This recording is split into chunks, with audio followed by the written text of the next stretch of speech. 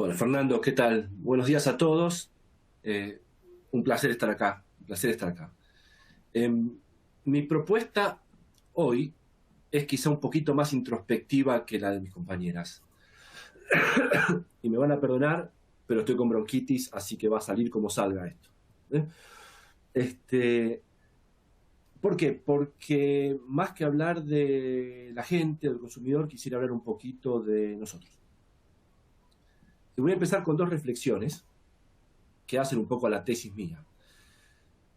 Una me remontó, cuando me propusieron el tema, me remontó a cuando yo empecé a trabajar, ¿no? Que mis jefes me decían, no, y cuando nosotros trabajábamos no teníamos ni dirección de correo para todos, o presentábamos en Filminas, ni siquiera en PowerPoint. Y cuando yo empecé a trabajar en una... Esto es unas escalinatas en Recoleta, en Buenos Aires. Estaba caminando por ahí con un compañero mío de trabajo muy querido, y hablábamos de lo que se venía, que era la automatización de procesos, la automatización de presentaciones. Nosotros los que recién empezábamos en investigación de mercado, para nosotros era una amenaza total, porque, claro, tipeábamos presentaciones y de pronto nos dijeron que iba a venir algo que lo iba a hacer automáticamente y dónde nos quedamos nosotros, ¿no? Y bueno, y en esta caminata, y me acuerdo hoy, el día de hoy cómo es, pero en esta caminata un poco a la conclusión que llegamos es, si una máquina te puede reemplazar porque el único valor que le estás agregando a tu trabajo es tipear unos números, le estamos cerrando. ¿Dónde está nuestro valor? ¿Dónde le agregamos nosotros valor? Y es en la creatividad, es en lo que le aportamos además de eso. Bienvenido lo que nos saque tiempo en tareas que son replicables. Y bienvenido el tiempo extra que tenemos para pensar más y para imaginar cosas. Ahora sí, pasándonos a hoy, vivimos en un mundo mucho más incierto, si uno quiere. No solo por la pandemia, que la verdad que fue terrible, lo que vino después, la guerra, las inflaciones disparadas. Pero desde hace un tiempo, desde el inicio de la globalización y la masificación de los bienes, de los medios de comunicación y la masificación del acceso a la información y a los datos, como que en el mundo nos hemos vuelto mucho más volátiles en cómo nos sentimos, ¿sí? Y pensemos en globalización acelerada, acceso a la información acelerado, acceso a los datos acelerado, procesos que nos escapan a nosotros que nos generan un montón de incertidumbre. Se han acelerado los tiempos de innovación en las empresas, se han acelerado los tiempos de innovación y cambio social también. Muchas de las empresas, muchos de nosotros, todavía trabajamos con procesos y estructuras mentales que son de una época mucho más estable.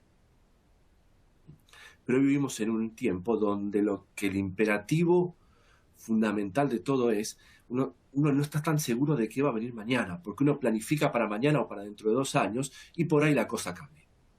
Entonces, ¿qué se recomienda siempre? No, tenés que hacer planeamiento de futuros, future thinking, planeamiento de escenarios alternativos, etc. ¿Cuál es el imperativo? Imaginación.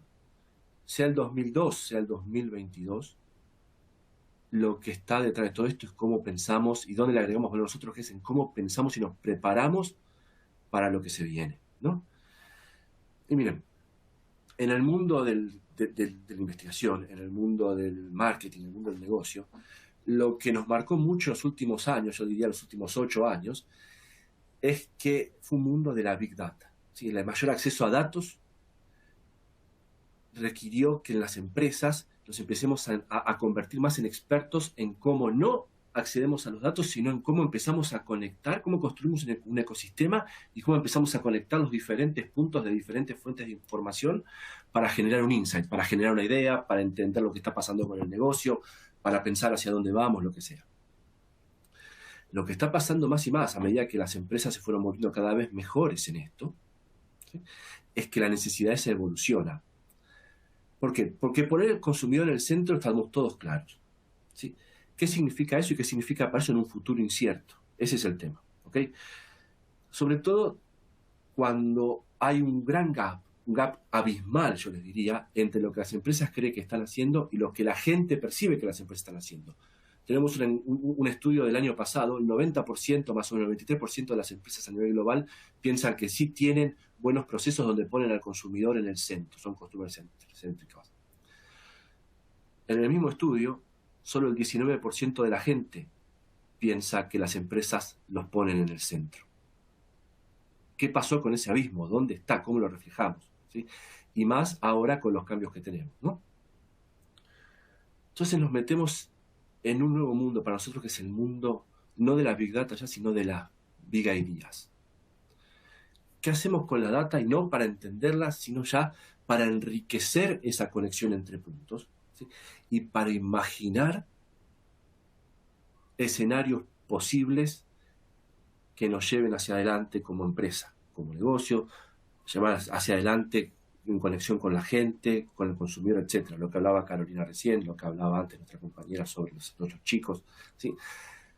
Hay un factor fundamental que es que es, se viene el mundo de las ideas, porque data tenemos casi todos, ¿sí? Entonces, ¿qué hacemos con esa data? Es lo fundamental. Miren, esto es un caso testigo en realidad, pero en el mundo, sobre todo lo que es Europa y Norteamérica, alrededor del 40 y pico por ciento, casi el 50% de los profesionales de marketing dicen que no testean publicidad. Se animan a salir así nomás. Si yo me guiara por la proporción de inversión en testeo publicitario versus inversión publicitaria en los países míos, en Ecuador, Perú, Chile, esa proporción todavía es mucho mayor, mucho mayor. Me animaría a tirar un 70 y largos, un 80% de profesionales que no testean. Las razones que siempre nos dan es tiempos, precio, etc. La verdad es que al final del día, en muchos casos y con las barreras que hemos ido bajando a lo largo del tiempo, probablemente es mucho más una cuestión de resistencia al testeo en sí que al solamente el precio del testeo, ¿no? Pero miren, esto es un dato de Ecuador. Hace 2 años, pero para el caso va, solo el 11% de la gente decía que se ve reflejada en las publicidades que ve. Solo el 11% de la gente. Entonces después empezamos a hablar de por qué la efectividad de la publicidad ha bajado, por qué no es tan buena. Bueno, no es tan buena porque no hemos evolucionado con la gente. No la entendemos lo suficiente porque no le vamos a preguntar a ellos, ¿no? Entonces, bueno, nosotros desde Kantar lo que tratamos de hacer es bajar una de esas barreras y nos fuimos a decir, bueno, ¿cómo hacemos para usar menos tiempo? ¿Cómo aprovechamos las nuevas tecnologías para que el tiempo no sea un problema para el marketero, para el profesional de marketing? Y desarrollamos un pretest que se basa en inteligencia artificial, ¿sí? En 15 minutos esta solución te puede dar si el comercial es bueno o no. O sea, no solo eso, sino que además, ahora vuelvo a esta, sino que además te permite identificar qué partes del comercial andan bien, qué partes del comercial andan mal, valida súper bien contra testeos en la vida real, preguntándole a personas, al 90 y pico % valida. Tenemos recontra claro cuáles son los casos donde no hay que testear porque claramente la máquina no entiende lo que se quiso decir. O sea, hay un montón de trabajo puesto en eso. ¿Y por qué quise hablar de esto? Porque el uso y la adopción de nuevas tecnologías cada vez es más fundamental y para mí es una buena representación de cómo usando la imaginación tratamos de abordar un problema y tratamos de dar una solución, que es, bueno, escucha, tenemos que entender a la gente, no podemos darnos el lujo de no entender a la gente, ¿sí? Entonces, ¿cómo lo abordamos de manera que sea rápida, de manera que sea costo eficiente y que no sea una barrera para lo que es el proceso de comunicaciones en este caso? Ahora, están todos los peros de esto, que es, solo es posible porque tenemos una base de datos de cientos de miles de casos que pudimos recontra usar y explorar y explotar para asegurarnos que desarrollamos una herramienta que vale. Nos dejamos decenas de miles de casos para validar después.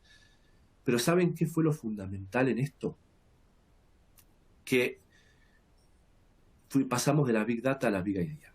Que es que toda esta información que teníamos ahí guardada, todos estos puntos de datos, millones de casos de gente, de entrevistas, lo transformamos en conocimiento a través de experiencia, a través de pensar, a través de darle la vuelta a cómo la gente funciona y cómo entiende la comunicación, ¿sí? Es inevitable, y no hay un reemplazo acá, es inevitable que cuando nosotros proponemos soluciones automatizadas,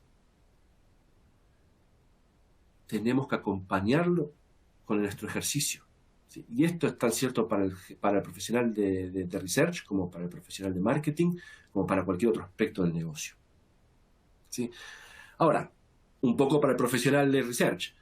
¿Pero qué? ¿Entonces dejamos las encuestas? Miren, no, mi propuesta no es dejar las encuestas ni abandonarlas. La verdad que la riqueza y la variedad que encontramos en la gente es irreemplazable. Pero lo que sí nos tenemos que animar es a pensar un futuro donde la encuesta o el grupo o el hablar con la persona de una manera es la única fuente de información primaria que tenemos. ¿Sí? ¿Cómo complementamos? ¿Sí? ¿Tengo la solución perfecta? No creo que la tenga. Pero el punto es ese, ¿cómo seguimos evolucionando en un mundo donde cada vez hay más formas de entender lo que la gente nos dice? ¿Sí? Abandonar esa idea de una sola forma de hablar con la gente. Y ya para terminar, miren, esto sale de un estudio que nosotros hacemos cada 7 u 8 años, que se llama Insights, que lo hacemos con un montón de partners, desde Harvard a grandes corporaciones que nos sponsorean, donde vemos en realidad qué está pasando con las empresas, qué están haciendo bien las empresas que crecen, qué no están haciendo tan bien las empresas que no crecen. Uno de los puntos tuvo que ver y mucho con el acceso a datos, como les decía antes. De hecho, ¿qué nos pasa? Vemos que las empresas que crecen, ¿sí?, y las que más crecen, casi todas, casi 3 de cada 4, 76%, están democratizando el acceso a los datos y lo están haciendo bien, mientras que el 40 y algo por ciento de las que no están creciendo están democratizando datos. Hay una diferencia ahí. Con esta democratización de la información, lo que nos pasa es que, bueno, ahora todos estamos en igualdad de condiciones para pensar qué hacemos con esto. Y ahí es donde nos tenemos que plantear cuál es el rol nuestro otra vez. Y dejar la investigación y la información para, como dice acá, para medir certezas, para medir KPIs. No, yo quiero saber cómo evolucionó mi indicador de A, o yo quiero validar lo que ya sé. No, cada vez más y más la invitación y la necesidad tiende a ser a cómo usamos la información para pensar el futuro. Cómo pasamos de insights a foresights. ¿Sí?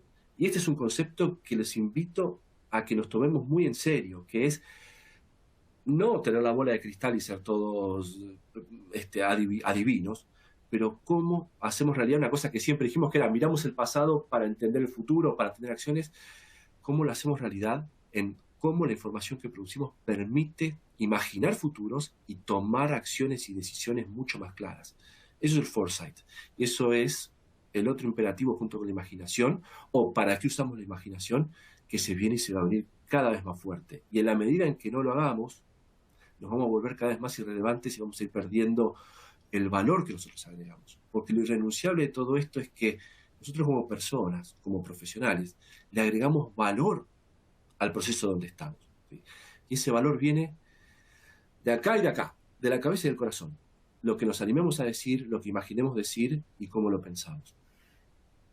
Así que bueno, no tengo una conclusión para esto, porque la conclusión mía está en mi título, que es: usemos nuestra imaginación. Eso es lo que se viene. Eso es lo que se viene.